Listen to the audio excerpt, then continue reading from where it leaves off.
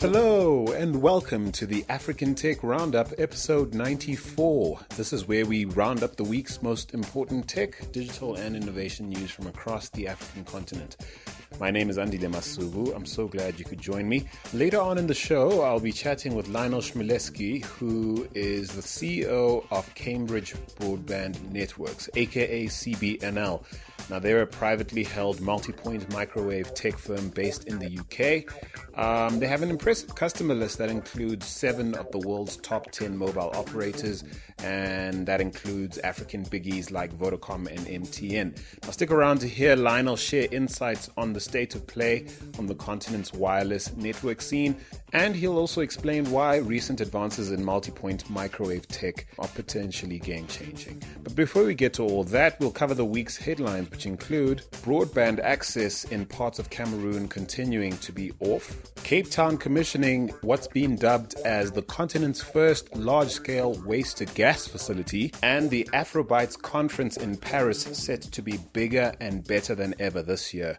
All that and more is coming up, but first, this episode of the African Tech Roundup is kindly brought to you by GoDaddy. Now, GoDaddy makes registering domain names fast, simple, and affordable. They're the world's largest domain registrar, and they're trusted by over 13 million customers around the world. They provide everything you need to get your business set up online, including award-winning 24/7 support. Now, you could save yourself 30% on a new domain name or on any of their other services by going to trygodaddy.com/AfricanTech. That's trygodaddy.com/AfricanTech to save yourself 30%. Congratulations to the indomitable Lions of Cameroon for beating Egypt 2-1 to win the Africa Cup of Nations trophy on the weekend. Now, I didn't watch the match, but I certainly accessed the result on Twitter. For an estimated 20% of Cameroon's population, there's still no way to celebrate that win on social media, or in fact do anything else on the internet for that matter, because the government's internet shutdown, which has gone on for nearly 2.5 weeks in the country's northwest and southwest regions, is still on the go. Now, internet nomads from areas that have been cut off have had to journey to francophone cities like Douala and Yaoundé to get connected. Now, in case you're not aware, here's how we got here. Broadband access was cut off on January 17th following months of public protests in Anglophone Cameroon. People were protesting against French being declared the country's first language for use in educational and judicial institutions. Now, of Cameroon's 10 regions, 8 are French-speaking, while English is spoken in just 2. As it happens, most of the country's biggest tech growth has happened in Anglophone parts of the country. I imagine that the fact that that part of the country communicates with the rest of the world in English has helped that growth along.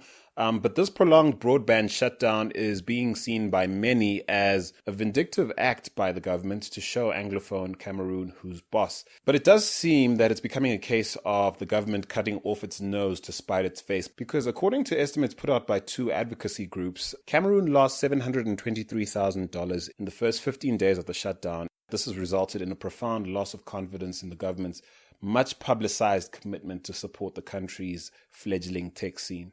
So this is certainly an issue we'd like to see resolved sooner rather than later. I suppose it's a small consolation that Cameroon has won the African Cup of Nations. The country does deserve a break of sorts. So congratulations to them, and here's to hoping they get their internet back. To Tanzania now, where citizens of Dar es Salaam can look forward to a bus rapid transport system following that country's landing a $305 million loan from the World Bank. Now, Dar es Salaam is the largest city in the East African region with a population of approximately 5 million people. The traffic congestion in that city is legendary, and it's widely considered a major inhibitor to the city's success in the long term. Now, currently, Tanzania relies on a chaotic transport system, which is serviced mostly by privately owned minibuses they call matatus. And so when it's ready, the public transport system that they plan to build will allow over 100 buses to run on dedicated bus lanes in and out of the center of the city. Now, Dar es Salaam's population is projected to grow to 10 million by the year 2030, and the region's largest port, Mombasa, is already showing strain due to limited capacity. So those are two solid reasons why the World Bank has probably decided to bet on Dar successfully upgrading its infrastructure to become East Africa's port of choice. Always a bit worrying to see massive sums of money being loaned to developing nations by the likes of the IMF and the World Bank in this case. But here's to hoping that this investment certainly makes that loan worthwhile. Now, staying with East African infrastructure news, the Netherlands-based American renewable energy multinational Gigawatt Global has broken ground on its second East African solar field. Now, just 2 years after launching the region's first commercial solar field in Rwanda, work has begun to build a 7.5 megawatt field in Mubuga, which is located about 100 kilometers outside the Burundian capital of Bujumbura. Now, the project, which includes a 12-kilometer transmission line which will be needed to funnel power to the national grid, is projected to cost $14 million. Now, Gigawatt Global's co-founder and president, Josef Abramovitz, has said that his company is expecting to deploy $2 billion in renewable energy projects on the continent as partners of the White House Power Africa initiative, which was instituted by the former US President Barack Obama. Now, they see sub-Saharan Africa as a high-impact and high-growth marketplace that's suitable for building a portfolio of small, medium, and large power projects in, quote, the highest priority development areas. Now, this Burundi venture will be the company's 12th solar field that they've built around the world in places like the US state of Georgia, as well as in Israel and other parts of the Middle East. But for Burundi, though, this constitutes the largest private international investment in the country's power sector in nearly 30 years. And once construction is complete at the end of 2017, the plant will be sold to Regideso, which is Burundi's national electric company.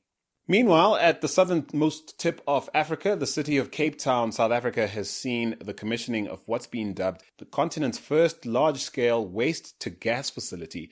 Now, the New Horizon energy plant converts everyday household refuse from homes across the metro into biogas, recyclables, and carbon dioxide. Now, the South African gas company Afrox, which is a member of the German Linde Group, will be responsible for distributing the final products produced by the plant to the public. Now, according to a City of Cape Town official, the plant will deliver energy to the public at low cost, and this particular plant turns out to be the first of many others that are planned for launch in other parts of South Africa's Western Cape province. And staying with South African news, let's talk about Ford, shall we?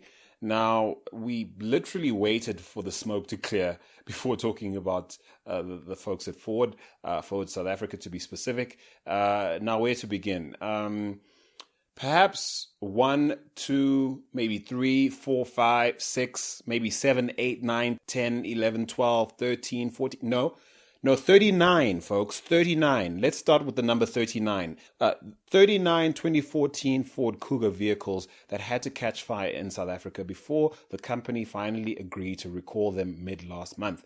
Now, compare that ridiculously slow response to what happened in the US when a similar model started showing signs of malfunction. Ford recalled the vehicle before any injuries occurred, but here in Africa, no, they wouldn't do that. Ford waited until the family of a certain 33-year-old named Rashal Jimmy, who was burned to death beyond recognition when his car exploded in December 2015, while his family took them to task, and then they started to respond. And even after 2 forensic reports, one by police and another sought independently by the family, even when those reports pointed to electrical causes for the explosion that killed Jimmy, Ford SA continued to deny any fault. And only after the whole palaver resulted in an embarrassing PR bloodbath on social media, when Kuga owners started sharing their near catastrophic brushes with death by human barbecue, only then did Ford eventually admit that no less than 4,566 vehicles built between December 2012 and February 2014 were indeed affected by an engine overheating issue which could lead to fires. #SMH. And so now word is at least 30 South Africans are preparing to file a class action suit against the company. And you know what? I hope Ford pays dearly so that they will never forget that this is Africa and lives here are worth just as much as lives in America, New Zealand, and blessed everywhere else Cougars are sold. to Nigeria now, where Bastian Gotta, who is the co-founder and COO/CFO of easily one of the most publicized new media startups on the continent, Iroko, well, he's called it a day. After 4 years with the company, he's said to be leaving them to pursue other ventures on the continent. He's being replaced by a dude named Lauren Miller, who will inhabit the role of CFO from the company's London office, and he comes to Iroko after stints at Millicom, Paramount, Vodacom, JP Morgan, and Chase, as well as Warner Brothers. Now, Gotta has no doubt made a tidy return on the initial seed investment he made in Iroko of $150,000, which earned him 50% of the business back in 2010. Now, during his tenure at Iroko, Gotta and his more famous co-founder, Jason Njoku, raised an additional $33 million to grow the company into the multi-pronged entertainment hub it is today.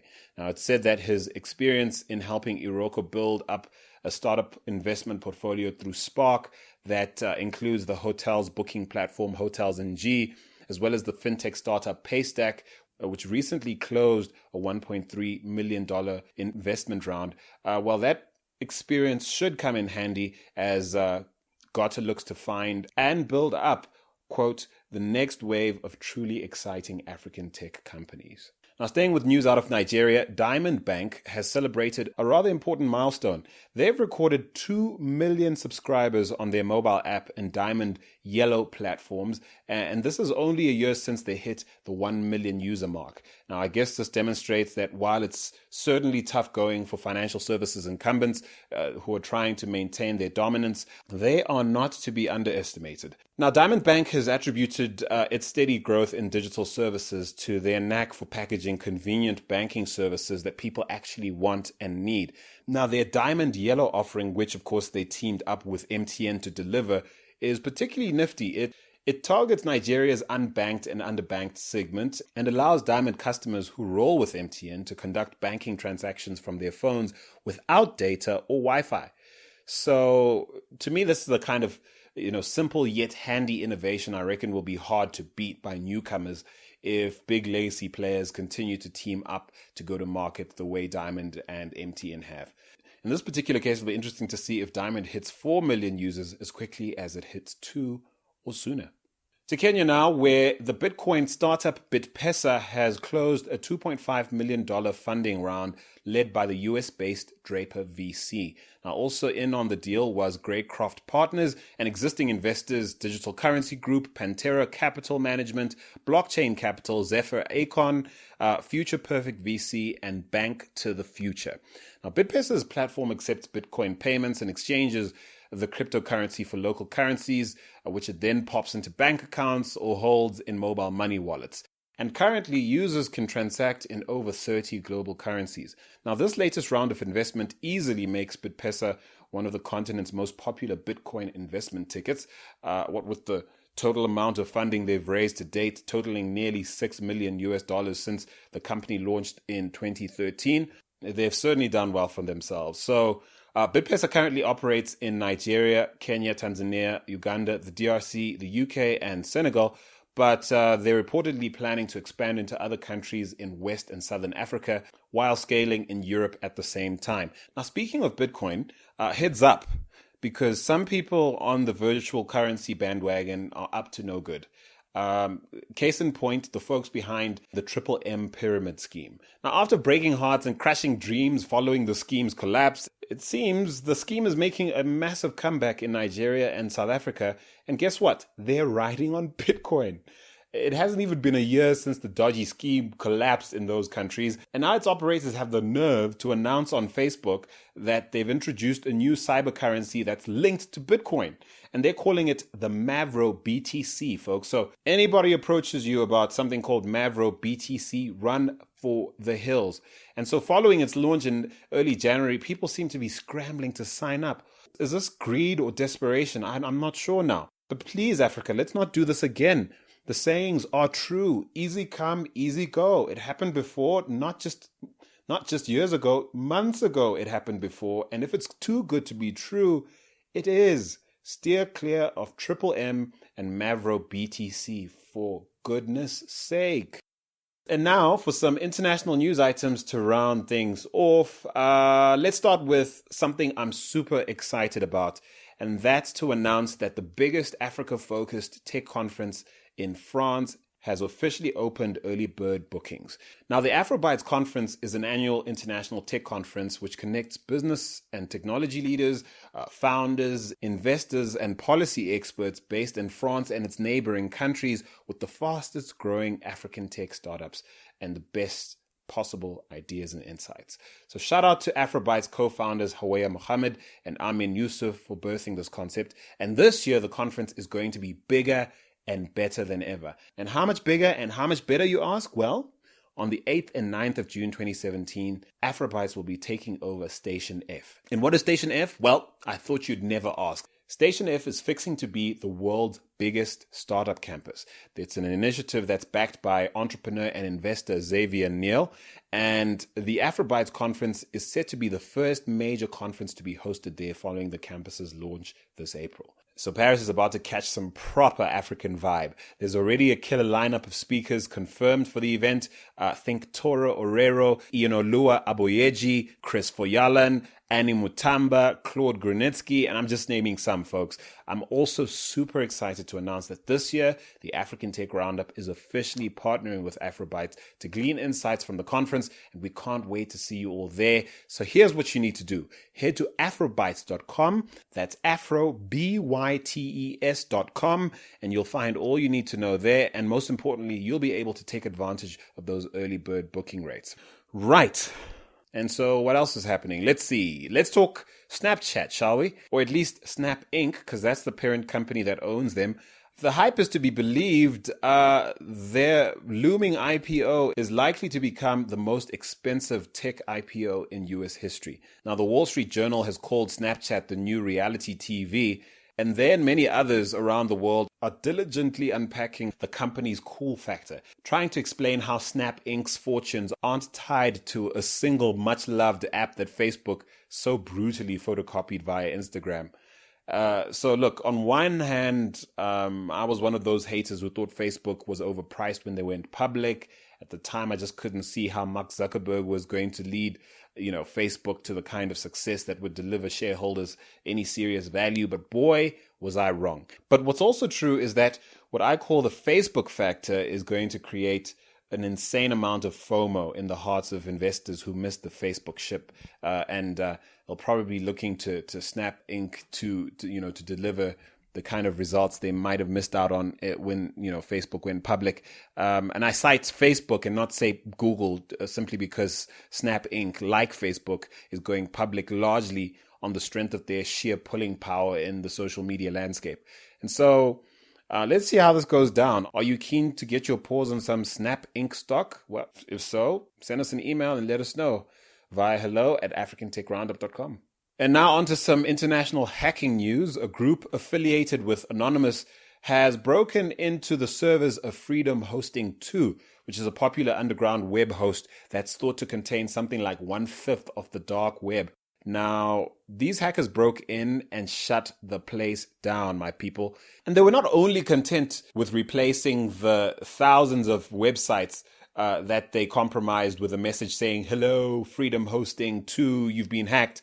Not only did they do that, the hackers also copied the hosting services database and made it available to the public online. Now, the data dump is said to include the email details of nearly 381,000 users. Now, this has led to speculation that since Freedom Hosting 2 was popular with people involved in the creation and distribution of child pornography, the hackers were looking to name and shame. And I would bet that law enforcement officials are trawling through that email dump right now in search of leads to new and existing child pornography cases. But I don't expect that they'll be sending Anonymous any official thank you notes anytime soon. And so our last news item this week involves a large mobile telco. In fact, France's biggest wireless carrier. Less than 2 weeks since a Bharti Airtel executive declared that the company would be offloading some of its loss-making investments on the continent, to lower its debt burden, Orange has come out saying that they're looking for targets on the continent that can help the company grow revenue. Now, they've gone as far as saying that while they're open to opportunities all over the world, they consider Africa a priority. And according to Orange's commercial director, they're speaking to everyone. Now, I imagine that they're well aware of Barty's keenness to offload some of their assets on the continent. And while Orange has a presence in countries like Botswana, Cameroon, Ivory Coast, and even the DRC, where just last year they bought a business from Millicom International Cellular for $160 million, they must have their eye on a market as big as, say, Nigeria, where Bharti Airtel just happens to own a business. So you see what I did there? I'm starting to feel like an old auntie trying to make a match. But if I'm honest, if Airtel Nigeria went up for sale, I'd rather see it go to someone like Econet Wireless, just to see what Strive Masiwa might do in that market. You'll recall he turned his back on it all those years ago because he wouldn't do business, under the table. He found that untenable, and I do sense a lot has changed in Nigeria. It might well be the kind of market that Strive would look into. And so that story provides the perfect segue to the conversation I'm about to play you. It's a chat I had with Lionel Schmileski, and Lionel is the CEO of Cambridge Broadband Networks, aka CBNL. It's a privately held multi-point microwave tech firm that's based in the UK. And their customer list includes 7 of the world's top 10 mobile operators and includes African biggies like Vodacom and MTN. Now, Lionel has been part of the wireless industry since the early 1990s. And so I got him to share insights on the state of play on the continent's wireless network scene, where his company spends a great deal of time servicing clients and growing their footprint. So take a listen. What do you reckon the next big trend in wireless technology globally would be? So speak globally first and then specific to Africa. What's the next big thing globally, and what's the next big thing as far as wireless technology on the continent? Yes, this is a very interesting question. And I don't think that there's the next big thing, or I would say it differently. There's always a next big thing. But if you're looking at things that people are looking for, and I think that's true in several technology domains, not only in telecom. People are asking for more capacity. People are asking for a quicker time to market. People are asking for a very good quality of service. And people are asking for a low cost. And, when you're looking at the computers, when you're looking at the smartphones, that's basically the same trends. I think the interesting thing as a general trends in the market regarding telecom is, first, you're seeing people that want more and more video streaming. You're seeing people that are using more and more smaller and smaller smartphones. You're seeing people that are now moving into the Internet of Things. And then you're seeing people using more and more the cloud. And all of that requires much more capacity. So you need to provide a network that accommodates with those requests in high capacity. 10 years ago, people were extremely happy when they had 1 meg of traffic. Now they're asking for 1 gig of traffic. So, that's a natural trend. The other one, as I said, is time to market. Now people want to have things immediately. In the past, it was normal to wait 2 months, 3 months to get a telephone line. Now people, when they go to, to an Orange, when they go to EE, when they go to an MTN, to a Vodafone, they subscribe, they want to have the facility being provided to them right away. Then there's more and more demand, as I said, for quality of service. You're not expecting to have to wait a long time to see what you've downloaded, and you expect what you're seeing either on your phone, on your computer, to be HD, so high definition or ultra high definition. So clearly the expectations have changed. And last but not least, everyone wants to have a better quality of service, higher capacity for a lower cost. And the competitive environment has allowed that to happen. So those are the general trends. So IoT, smartphones, video streaming, and the cloud. If you're looking at the specifics in Africa, basically people will require exactly the same thing. But the difference is that in Africa, in some of the countries, you have a more limited infrastructure deployment. You all know that the ARPU is much lower than what you see in other continents or other countries. You know, there are quite a lot of countries where the ARPU in Africa is between $5 to $10, while when you're looking at what it is, for instance, in the US, it's 10 times as more in the US. Then the other thing which is very specific is you have a pretty big digital divide. So you need to find an infrastructure that allows you to bridge that digital divide. And then, you know, you have areas where you have extremely highly densified population and areas where you have almost no one there. So you need to find a way to build infrastructure to cope with all those specifics in Africa. And I believe that wireless is a technology that is an extremely good fit for that. And are you finding that this is a utility-driven environment or a cost-driven environment where the consumer is sort of driving it, or is big business still pretty much dictating terms in terms of, you know, what the market should take? What are you finding? Are you finding that the things you've described basically drive you guys to innovate in a certain direction, or does it work the other way around? Are we content as consumers just to take what you're putting out? Well, I think I don't think there's a one-size-fits-all, and every country has its own characteristics or specificities. Sorry, we're seeing more and more. Well, it started in some of the countries with the enterprise, because those guys were able to pay a pretty high price. And thus, those guys were supposed to get a high throughput, high capacity, high quality of service. But that has generalized to the consumers now. And I think the expectations from the enterprise customers and from the residential customers are more or less the same. So it's just a matter of fine-tuning what type of deployment you want to do in order to accommodate for both. But I would say it's a general trend, and we're seeing a drive both on the enterprise side and on the consumer side.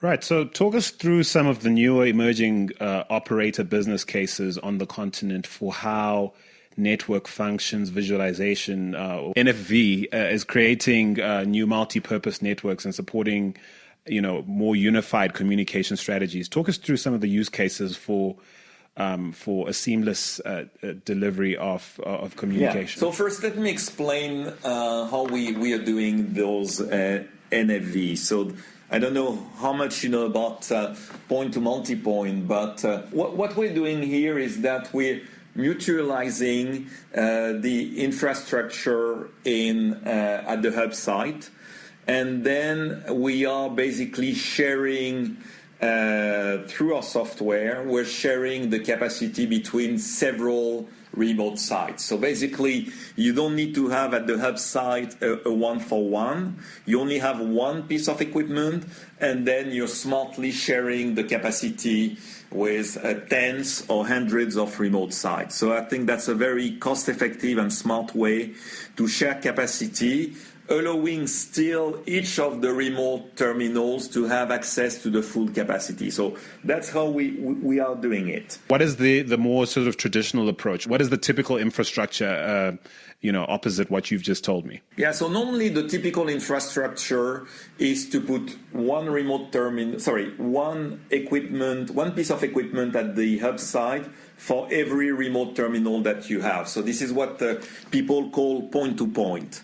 The problem with point-to-point is that, the more remote sites you have, the more expensive it is to build the infrastructure at the hub site.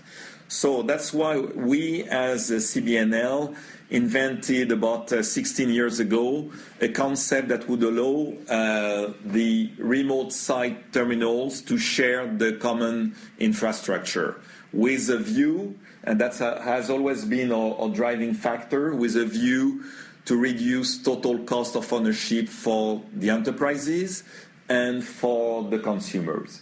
So basically, is this designed as a complementary technology to what's existing, or is it designed to replace it or improve upon it in time? It's a combination of both. I mean, in some of the cases, we are replacing full point-to-point networks.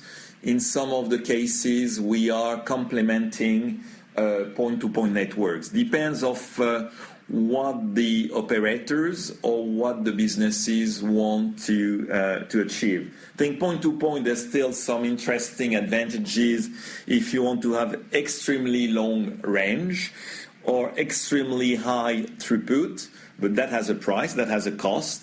But in cases where you have range up to 20 kilometers and when you have constraints on your spending, then point-to-multipoint makes sense. So depending on what type of network the operators want to build, we could be either replacing or complementing a point-to-point network.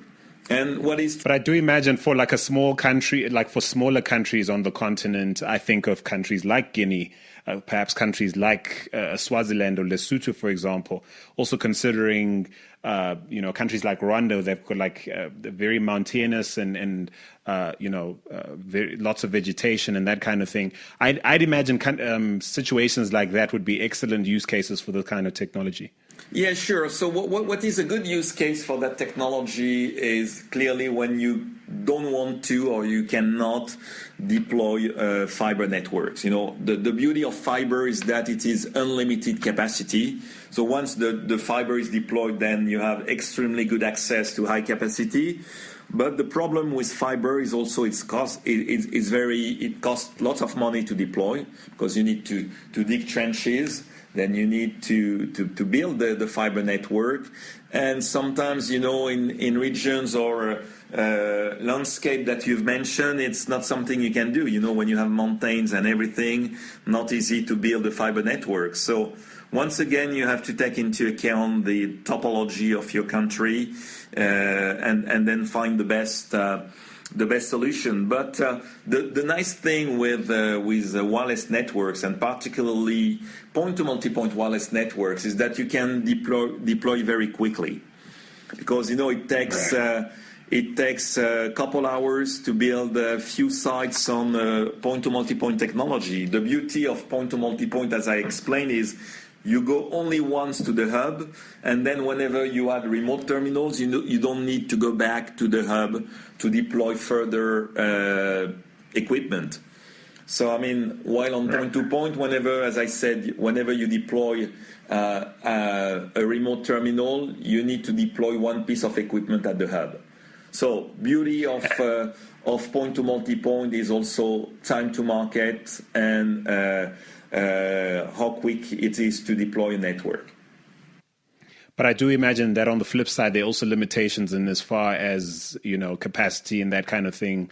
If you're thinking in terms of population growth and things like that, am I correct? Yeah, well, so and I believe there's a fit for each of those technologies, and that's why, by the way, I mean, the operators are mixing in their network fiber, and only they're using the fiber for the big and long haul network, and then as when you're getting closer to the edge, then you're seeing more and more wireless, because that makes more sense. So normally for the big either submarine or terrestrial backbone networks, you see fiber, and then you see that being distributed through wireless. I suppose on many levels, these are economic matters, and perhaps that's where your MBA comes in. I think for the everyday person, we probably don't realize just how much economics factor into network design and maintenance, and certainly upgrades and things like that. So, speak to people, listening to us right now who are adamant that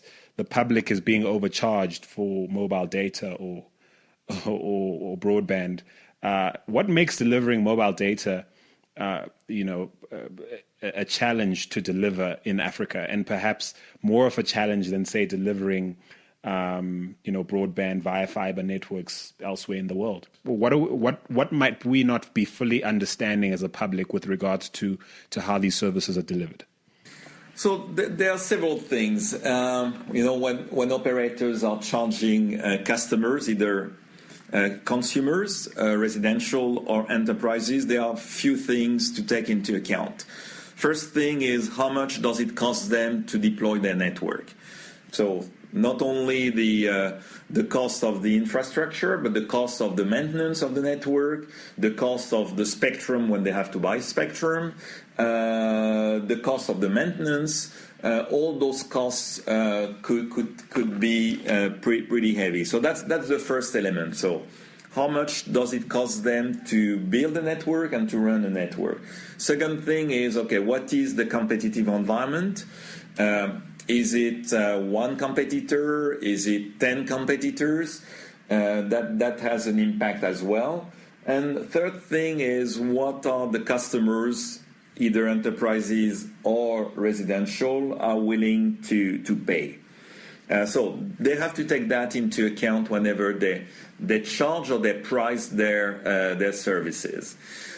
Generally speaking, building a fiber network is quite expensive. As I said previously, once it is built, then of course it provides a great deal of capacity. But I think the problem with that is the operators have to make a pretty heavy upfront investment. And thus, if they want to make their business case reliable and sustainable, they have to charge at a pretty high price. The beauty of wireless, and more particularly the point-to-multipoint wireless networks that CBNL delivers and supplies, is that you can basically pay as you grow. So you can start with a pretty modest network, let's say one access point and one remote terminal, and then as you're getting more and more businesses, you can invest more and more in your network. So then you can have a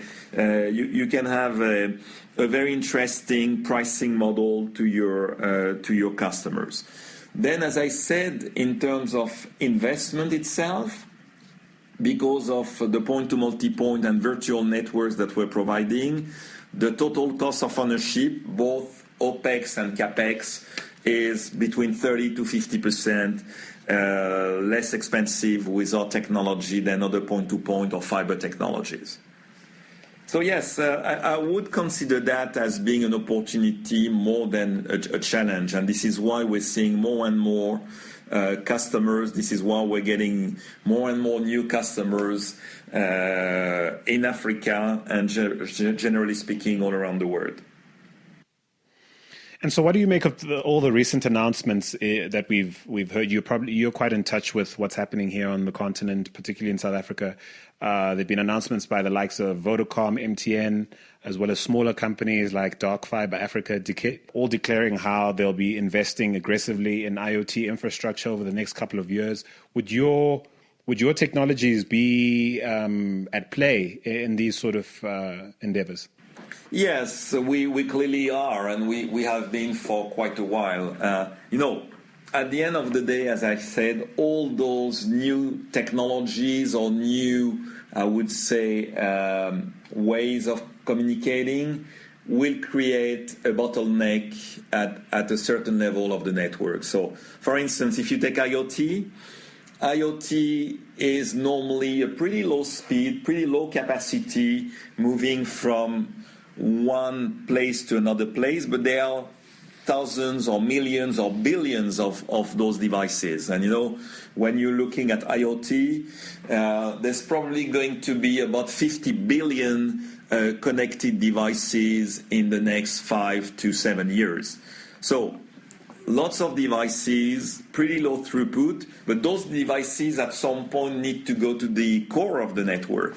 So you need to find ways to aggregate all those low speeds connections into a pretty high capacity pipe. So this is where we're playing. So we are working a lot on finding the best and the most cost-effective ways to optimize how we are aggregating the IoT to the core of the network. When I think of the kind of technology you guys are involved in, I think of some of your larger competitors, the Huaweis of this world, and your ZTEs, etc. Who is eye level as far as you're concerned in terms of the size of your business, the projects that you're typically roped into? Give me an example of someone who you might consider a direct competitor to what you're doing. I mean, granted, you've got unique technologies, but in terms of like delivering solutions, who in the world do you guys do you consider a peer? Well, if you're looking at how we could segment the market, so you have companies that are doing the same things as we do, which is point to multi-point license wireless technologies, and there's a couple of companies that are active in that segment. But CBNL is clearly the leader with I would say 40 to 50% market share. So that's one type of competitors. Then you have all the big players, people like the Huawei, the ZTE, the Ericsson, the Nokia that you mentioned, that are mostly providing point-to-point technologies. They're also providing fiber, but on the wireless side, they're providing point-to-point technologies. And this is really the market that we are now tackling. In the past, there was a pretty big gap between point-to-point and point-to-multipoint.